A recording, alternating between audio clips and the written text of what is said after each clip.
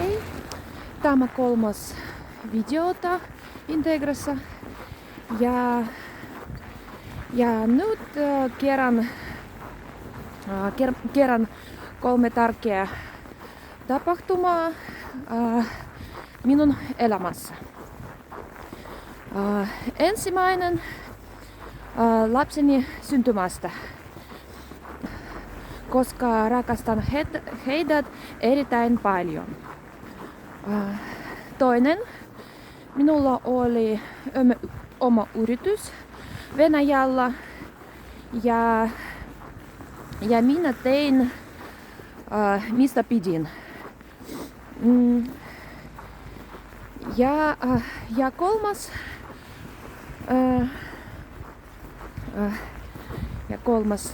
kolmas muutimme Suomeen puolitoista vuotta sitten,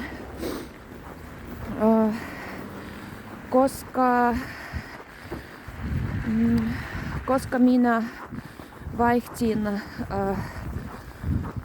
minun elämää